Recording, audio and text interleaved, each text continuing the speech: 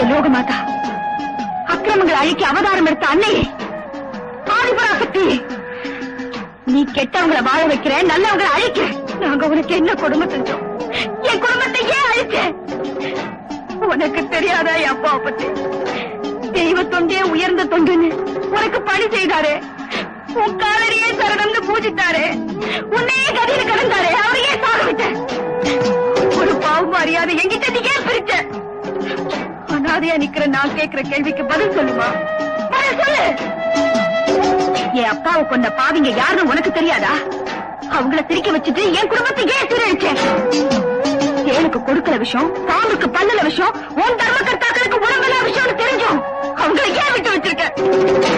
சட்டத்தோட துணையை தேடி ஓடுனே, உலகத்துக்கு உண்மை தெரியணும்னு போனே, அதுலயே ஏன் எனக்கு தோல்வியை கொடுத்த?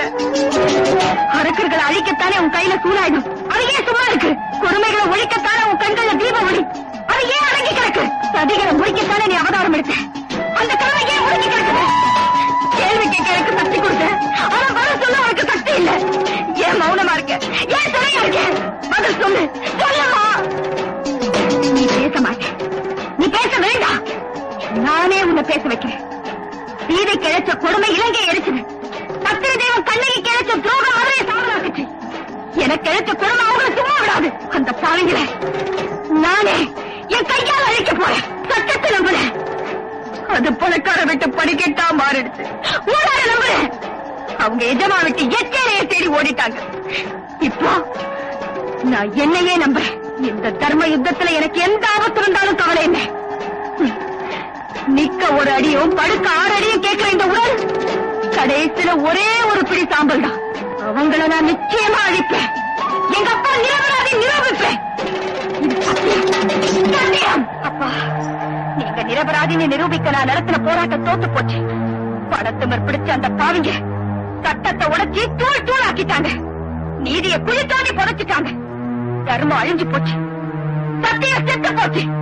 ஆனா பெத்தவங்களுக்கு பிறந்தவங்க செய்ய வேண்டிய கடமையிலிருந்து நான் தவற மாட்டேன். இனிமே என் வாழ்க்கையில ஒரே லட்சியம் தான்.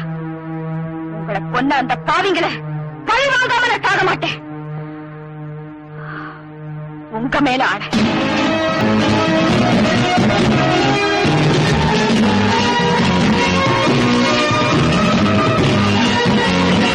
எனக்காக வாதாடினார்னு இவரை நல்லா அடிச்சு போட்டாங்க ஐயா. கொஞ்சம் நல்லா பாருங்க. நகரத்துக்குள்ள கொண்டு போனா இவருக்கு ஆபத்து வரும்னு உங்ககிட்ட கொண்டு வந்தேன். பயப்படாதம்மா, உயிருக்கு ஒண்ணும் ஆபத்து இல்ல. நான் பாத்துக்கிறேன். நீ உன் வேலையை பாருமா. எனக்கு இனிமே ஒரே வேலைதான். என்னடா தீர்த்து கட்டிட்டாயிடுமா? சாபாஷ். காட்டி கொடுக்கறதா சொன்ன கோயில் அதிகாரிய தூக்குல தொங்க விட்டாச்சு. அந்த பணத்துக்காக வாதாடின வக்கீல தீர்த்து கட்டியாச்சு. இனி மிச்சம் மீதி இருக்கிறது என்கிட்ட சவால் விட்டு போன மங்கம்மா தான். அவளை என்னைக்கு தீர்த்து கட்டுறோம் அன்னைக்கு தான் எனக்கு நிம்மதி.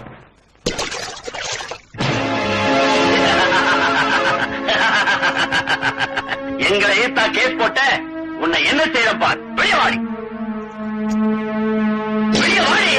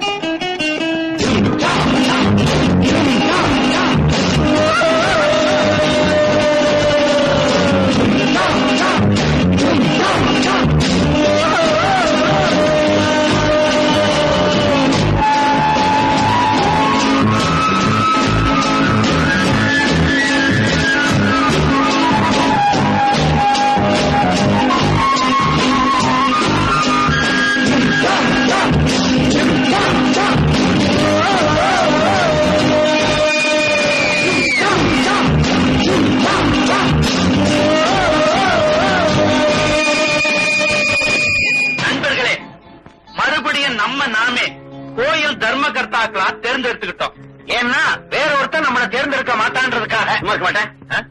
அதுக்காக ஏற்பாடு பண்ண விழாதான் இது.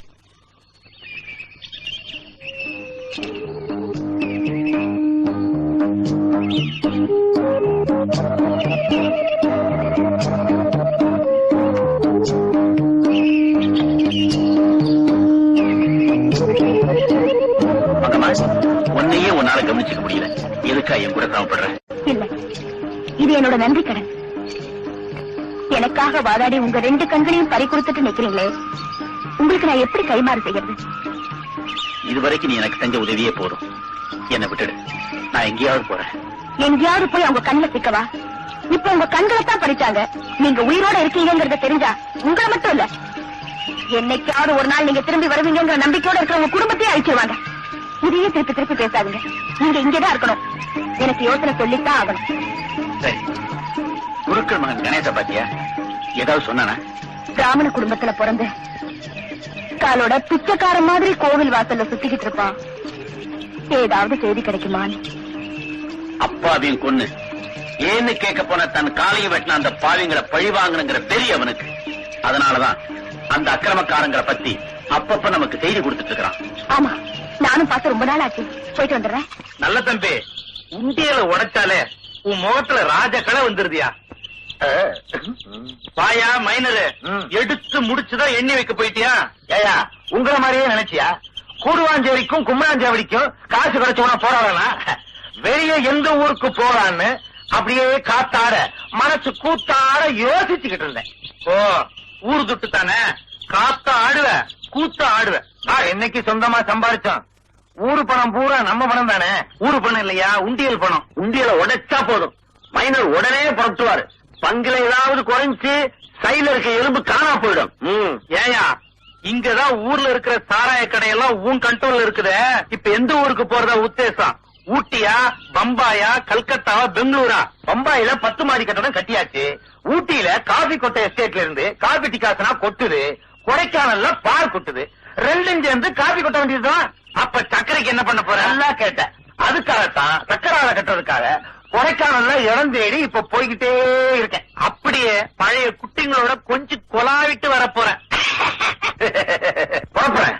நான் போனதுக்கு அப்புறம் உண்டியில எனக்கு தெரியாம உடைச்சிடாதீங்கப்பா. ஏன்னா நம்ம நாட்டுல எட்ட போனது ஜாஸ்தியா போச்சு. ஐயா, போற இடம் புண்ணியமா போங்க, ஏதாவது போட்டு போங்கயா. இவன் கரெக்டா வந்துருவான். 300 ரூபாய் பிச்சைக்காரனுக்கு. வள்ளல் மாதிரி வாரி இறைச்சிட்டு போறான். ஊரா விட்டு காசு உண்டியல் வேற உடைச்சிருக்கு. ஐயா, ஊட்டி குளிரும், போகும்போது சொட்டு மாப்பிள்ள எடுத்துமாங்க. குளிராம இருக்க சுத்தமா சொல்ற போவே. அவன் ஊட்டி கொடைக்கானல் புறப்பட்டு போயிட்டான்.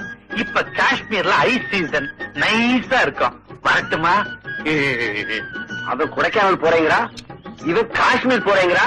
என்னடா டேய், ஒரு நாளைக்கு நானே உண்டிய தனியா உடைச்சு 15 பொம்பளை கூட்டிக்கிட்டு இமயமலைக்கு போறேன்டா. அக்கா,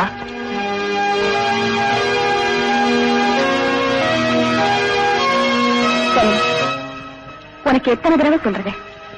நடந்ததையே நினைச்சு ஏன் அழுதுகிட்டு இருக்கேன்? அதெல்லாம் மறந்துரு. எப்படி அக்கா மறக்க முடியும்? எங்க அப்பாவை கொண்டு அந்த பாவிகளை பழி வாங்குற வரைக்கும், அந்த 3 பேர் துடி துடித்து சாகிறத பாக்குற வரைக்கும் என்னால மறக்க முடியாதுக்கா. அக்கா, ஒரு நல்ல சந்தர்ப்பம். அந்த 3 ஐயோக்கல்ல ஒருத்தருக்கானே அந்த மைனரு, அவன் கொடைக்கானல் போறான். கொடைக்கானல்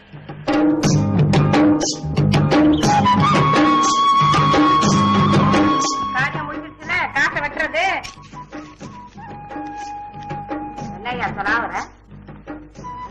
என்ன குறையுதுங்க. ஆமா, உன்ன மாதிரி ஆளுங்களை காசை வாங்கிக்கிட்டு தான் உள்ள விடணும். போய வெளிய வந்துட்டாருங்க விவசாய கட்டவங்க.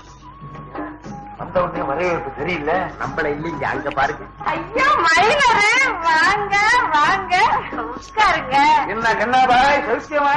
ஆமா, வியாபாரம் எல்லாம் எப்படி நடக்குது? உங்க புண்ணியத்துல நல்லாவே நடக்குது. புதுசா ஒரு ஐட்டம் இங்க வந்திருக்குன்னு சொன்னாங்க. எங்க? ஆனா ரேட்டு ரொம்ப ரொம்ப ஜாஸ்தி. உங்களுக்கு சரிப்படாது. எனக்கு சரிப்படாதா? என்ன ரேட்டு? தொட்டா 20,000. அவருக்கு உங்களை பிடிச்சிருந்தா அறைக்குள்ள போறதுக்கு முன்னாடி 50,000 வெட்டணும். என்ன 50,000 50 லட்சமானாலும் சரி ஐயா தருவார். பாத்தீங்களா பொட்டியோட வந்திருக்கிறோம். வேட்டெல்லாம் வேண்டி கிடக்கு. ஐட்டத்தை காமி. வாங்க வையாரே, வாங்க.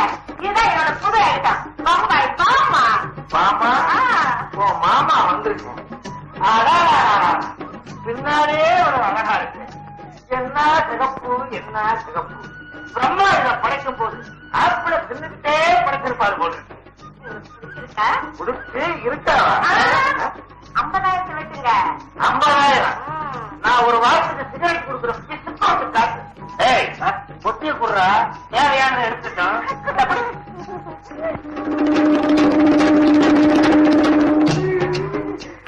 வையாரே, இங்க இல்ல